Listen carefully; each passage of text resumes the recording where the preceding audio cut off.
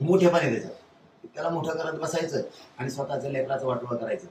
म्हणून सगळ्या मराठ्यांना माझी विनंती, एकजूट राहा, जात आणि लेकर मोठे करायचे. आणि दुसरं, भाजपमधल्या सगळ्या मराठ्यांना सांगतो, मला राजकारणात जायचं नाही म्हणून मी संधी दिली, 1 महिना झालाय कंप्लीट. मी फडणवीस साहेबांविषयी काहीही बोलत नाही. तुम्ही सगळेजण मिळून त्यांना सांगा, आमदार, खासदार, मंत्री, गोरगरीब, भाजपमधले मराठी सगळ्यांनी आरक्षण देऊन टाका. आणि आचारसंहितेचा जर नाही दिलं तर मी कोणालाही सोडणार नाही. हे जाहीरपणानं महाराष्ट्रातल्या मराठ्यांनाही सांगतो की मी सरकारला सोडणार नाही. माया नावाने बोंबलायचं नाही. मग किती पडले आणि किती जर वाटलं झालं हे मग मला सांगायचं नाही. ही माझी हात जोडून विनंती फडणवीस साहेबांना सुद्धा, सगळ्या मागण्याची अंमलबजावणी करा. दातडं काढू नका, हसण्यावर नेऊ नका, ही हो करू नको. हो, संधी दिलेली फडणवीस साहेब, तिचं सोनं करायचं, हो नाही करायचं.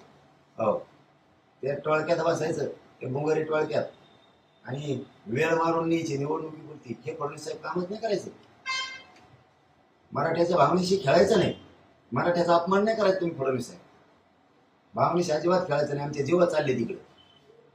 उगा तुमच्या त्या 10-15 टोळक्यात बसायचं, ते आमदार फमदार ते घेऊन बसायचे, ते टिकले लावलेले आणि उगाच वेगळा मार्ग काढायचा, मराठ्यांना वेटीस धरायचा, मराठ्याला सोडून बाजूला सारून काहीतरी वेगळे डाव रचायचे.